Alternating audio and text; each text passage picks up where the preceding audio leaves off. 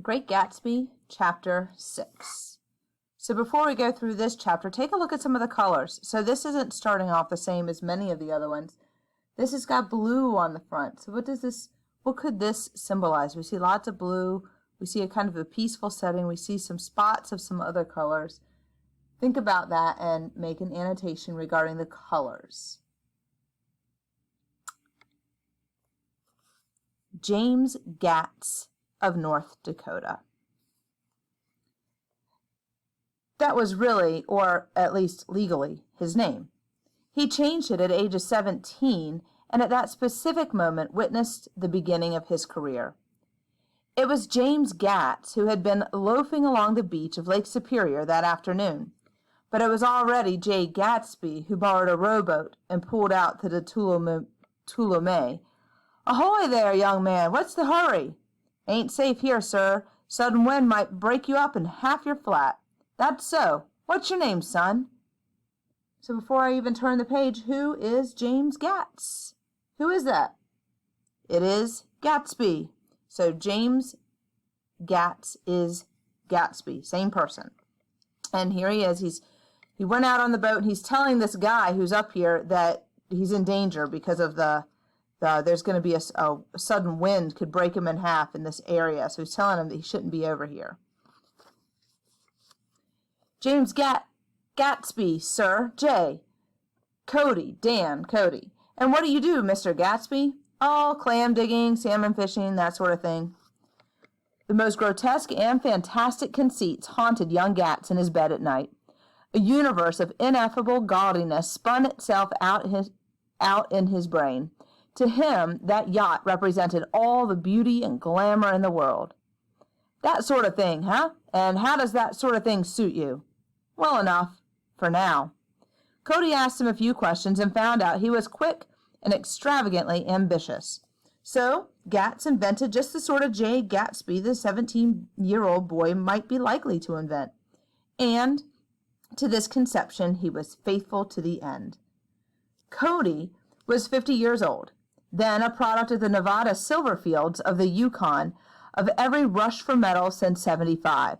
The transactions in Montana copper that made him many times a millionaire found him physically robust but on the verge of soft-mindedness. A few days later, he took Gatsby to Duluth and bought him a blue coat, 6 pair of white duck trousers, and a yachting cap. And when the Tuolumne left for the West Indies and the Barbary Coast, Gatsby left too. He was employed in a vague personal capacity, while he remained with Cody,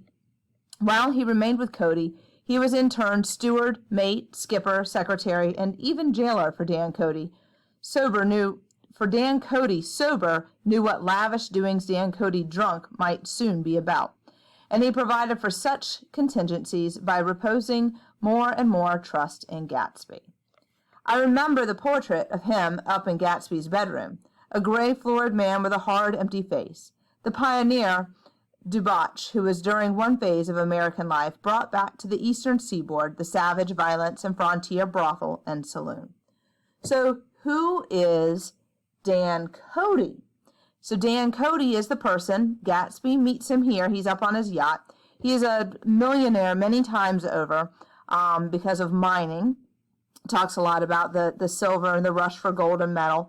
And so this man has lots and lots of money. He likes Jay Gatsby, and Gatsby sort of reinvents himself, and he goes on the yacht and he works with Dan Cody, and they sail all around, and you can see here that he's a steward, a mate, a skipper, a secretary, and even a jailer.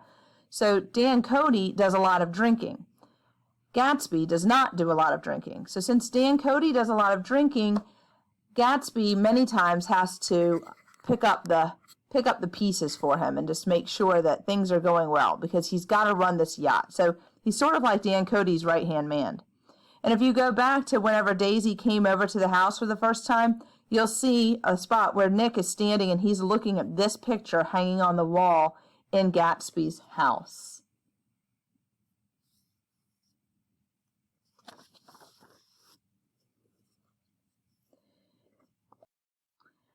And it was from Cody he inherited money, a legacy of $25,000.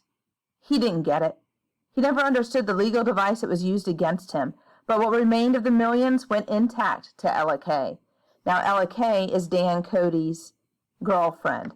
So Gatsby was supposed to get $25,000, but because of some legal dispute, he never got it. He told me all this much later, but I put it down here with the idea of exploding those first wild rumors about his antecedents, which weren't even faintly true. Moreover, he told it to me at a time of confusion when I had reached a point of believing everything and nothing about him. So I take advantage of this short halt while Gatsby, so to speak, caught his breath to clear this set of misconceptions away. So, Gatsby was never rich, does not come from a rich family, comes from a very poor family, in fact, which is why over here he was so excited and happy to take on that job, right? He invented a sort of Jay Gatsby that any 17-year-old would be likely to invent, and that's what he does. Here is where you should look to understand better why Gatsby doesn't drink and why he doesn't really like to drink. So what happened? What did he do while he was with Dan Cody that would have turned him off to drinking completely? Okay. Now, Gatsby's been to himself for some time, and so has Nick. So for several weeks, I didn't see him or hear his voice on the phone. Mostly, I was in New York trotting around with Jordan and trying to integrate myself with her senile aunt, but finally I went over to his house one Sunday afternoon. I hadn't been there for 2 minutes when somebody brought Tom Buchanan in for a drink. "I'm delighted to see you. I'm delighted that you dropped in," Gatsby says to him. So here's Tom, and he's been out horseback riding with these two people. They're just some people, some neighbors of his. I don't know why they're out horseback riding, but they are, and they must decide to stop here because why not, right? Everybody stops at Gatsby's house. So here you have Nick, you have Gatsby, you have Tom, and you have these two people who were just out horseback riding with him, right? So they're going to have some drinks. "Yeah, sit right down. Have a cigarette or a cigar. Did you have a nice ride? Very good roads around here." And this guy is just saying, "No, that's all right. I don't need a drink," but his lady friend has a drink. So they're all just kind of sitting around. It's really kind of awkward. And I guess it's like, "I suppose the automobiles," yeah. Just a really awkward conversation, kind of sitting. Nobody's really friends with Gatsby or knows him. So you have Tom again, the other people who are horseback riding with Tom. You have Nick here and Gatsby here. And Gatsby decides to step out on a limb. "I know your wife, Mr. Buchanan." "That's so. You live near Nick?" "Next door." "That's so. We'll all come over to your next party, Mr. Gatsby. What do you say?" So she's inviting herself to his next party. "Certainly, I'd be delighted to have you." "Be very nice. Well, I think we ought to start going home." "Please don't hurry." Gatsby had control of himself now, and he wanted to see more of Tom. Why do you think he wants to see more of Tom? Just kind of get to know him, maybe? "Why don't you stay for supper?" "You come to supper with me, both of you. Come along." "I'm afraid I won't be able to," Nick says. "Well, you come," she says to Gatsby. "I haven't got a horse. I'll have to follow you in my car. Excuse me for just a minute." And they're all like awkwardly waiting. And here's this, her husband is like, "What the heck did you invite him for? I'm not waiting around for him." And Tom's ready to leave. They're just going to get on their horses. And Tom's like, "My God, I believe the man is actually coming. Doesn't he know she doesn't want him? She has a big dinner party and he won't know a single soul there. I wonder where the devil he met Daisy. By God, I may be old-fashioned in my ideas, but women run around too much these days to suit me. They meet all kinds of crazy fish.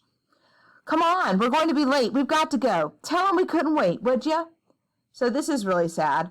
So Tom and these two people are on their horses, and they're going to leave. Now, they invited Gatsby to come to dinner with them, but they don't really want him to come to dinner, so they're just going to leave him, okay? And Nick has got to tell him. So even sadder, as Gatsby comes with his hat and his coat, and he's ready to go, but they're all leaving. Nick has to tell him, like, "Dude, they didn't really want you to come." Tom was evidently perturbed at Daisy's running around alone, for on the following Saturday night, he came with her to Gatsby's party. So Tom, remember over here, he makes this comment. He wants to know, like, why does Daisy know this guy? I can't believe she shouldn't run around by herself all the time. I mean, meanwhile, how ironic is that, right? Because he's running around. So he decides to come to the next party. So you're going to go back over here and identify the irony, which I actually just said, hint, hint. So if you didn't hear it, rewind. You're going to explain what happened between all of these people right here on page 120, and we've just discussed that. And we're going to be going to the next party. So there they are. Daisy's getting out of the car. And who do we have here at the party? Let's label who we have. Who do we have? Tom with his wife, Daisy, Nick, and Gatsby. This is the next Gatsby Party. These things so excite me. If you want to kiss me anytime during the evening, Nick, just let me know and I'll be glad to arrange it for you. She's so full of herself, right? Look around, Gatsby's saying. I'm looking around. I'm having a marvelous, you see, you must see the faces of many people you've heard about. So he's like kind of bragging like, I got lots of important people here, celebrities, in fact. You should definitely know who they are. And Tom's like, yeah, we don't go around very much. In fact, I was just thinking I don't know a soul here. Perhaps you know that lady. Oh, she's lovely. The man bending over her is her director. So we've got a movie star here. McLennan, old sport, I'd like you to meet Mrs. Buchanan and Mr. Buchanan, the polo player. Oh, no, not me. I'd rather not be the polo player. I'd rather look at all these famous people in oblivion. But evidently the sound of it pleased Gatsby, for Tom remained the polo player for the rest of the evening. So Tom has definitely said he does not want to be introduced as a polo player, but Gatsby is introducing him as the polo player over and over and over again, sort of just to irk him. Gatsby is also introducing him to all the famous people that are at the party, all the big names in New York right now, because he thinks that they should know who they are. And Gatsby gets his turn dancing with Miss Daisy. So let's see, is there anything you need to put on these pages, 122, 123? You just had to identify those characters up there. And let's see what Tom disappears to do. Let's see. Tom appeared from his oblivion as we were sitting down to supper together. Do you mind if I eat with some people over there? A fellow's getting off some funny stuff. So Tom has found some other people he would rather sit with. Do you think Daisy's going to mind? Not at all. Go ahead. And if you want to take down any addresses, here's my little gold pencil.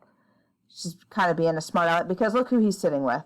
Some woman, right? So he's flirting with another woman right under her nose. She doesn't even care. She looked around after a moment and told me the girl was common but pretty, and I knew that except for the time she'd been alone with Gatsby, she wasn't having a good time. Oh, she's all right now. When she's had 5 or 6 cocktails, she always starts screaming like that. You got her dress all wet when you stuck her head in the pool. Anything I hate to get my head stuck in the pool. They almost drowned me once over in New Jersey. It's like these are the things that are happening at the party, and Daisy is just simply not impressed with that. The only thing that she's enjoying at this party is any time that she gets to spend with Gatsby. Almost the last thing I remember was standing with Daisy and watching the moving picture director and his star. So Nick and Daisy are just kind of watching that girl who's famous over there. And Daisy's like, I like her. I think she's lovely. So again, she only likes her because she has money. She's watching all of this other stuff. Here's this girl just, they're pouring the drink down her throat. Everybody's dancing. She's just not impressed with this group of people. This group of people is not impressing her at all.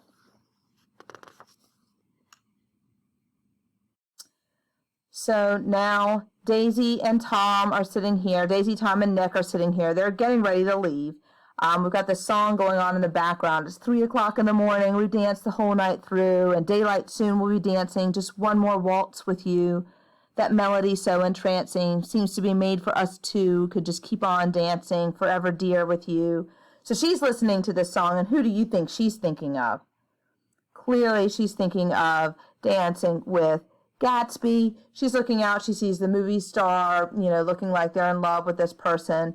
She's wondering where Gatsby is right now, because the only time she had fun while she was at this party was when she was with Gatsby, but of course he gets called away often. So here's Tom and Daisy and Nick, and they're sitting on the steps, and like, who is Gatsby anyhow? Some big bootlegger? A lot of these newly rich people are just big bootleggers, you know? Not Gatsby. Well, he certainly must have strained himself to get this menagerie together. At least there's more interesting people than the people we know. You didn't look so interested. Did you notice Daisy's face when that girl asked her to put her under a cold shower? And then we hear in the background, forever dear with you, there's the clock, there goes the three o'clock chime, chiming, rhyming.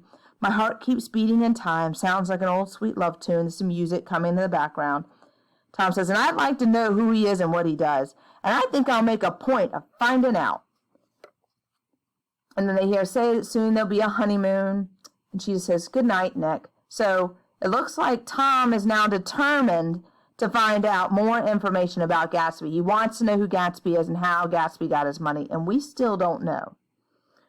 Her glance left me and sought the lighted top of the steps. After all, the very casualness of Gatsby's party, there were romantic possibilities totally absent from her world. What was it up there in the song that seemed to be calling her back inside? So she's looking up at the steps, and she's wishing she could be up there. There's nothing romantic, though, about her and Tom, and she's just feeling a little empty. Perhaps some unbelievable guest would arrive, a person with infinitely rare and to be marveled at, some authentically radiant young girl whose with one fresh glance at Gatsby, one moment of magical encounter would blot out those 5 years of unwavering devotion. So maybe she's concerned that someone's going to snag Gatsby from her. And there they are. She's driving off, and Nick and Gatsby are standing here watching them leave, and Gatsby realizes she didn't like this big party. It wasn't her scene. She didn't like it. He's disappointed. And she doesn't understand. She used to be able to understand. We'd sit for hours.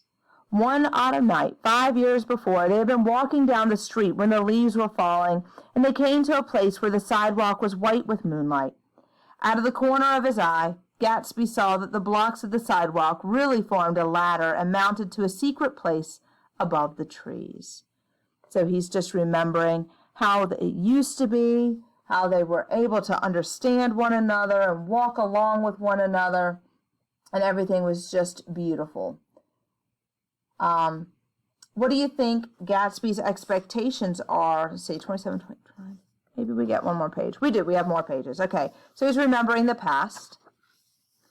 He knew that when he kissed this girl and forever wed his unutterable visions to her perishable breath, his mind would never romp again like the mind of God. So he waited, listening for a while to the tuning fork that had been struck upon a star, and then he kissed her. So he's realizing here that she is the woman of his dreams. This was 5 years ago when they were together, and he loves her. I wouldn't ask too much of her. You can't repeat the past. Can't repeat the past? Why, of course you can. I'm going to fix everything, just the way it was before. She'll see. Oh, boy. Well, he might be setting himself up. Now, what do you think Gatsby's expectation is of Daisy? Right at the bottom of page 132. What do you think? What is he expecting her to do? So he's super in love with her. He's remembering this time that they had together where she understood everything. He was the center of her life. They hung on each other's every word. They were together. What does he expect Daisy to do right now? Think about her situation, where she is. Now, it tells you to write a summary of the chapter on page 112, which is the beginning of the chapter. So just go back here and make a quick little summary of what happened in chapter 6.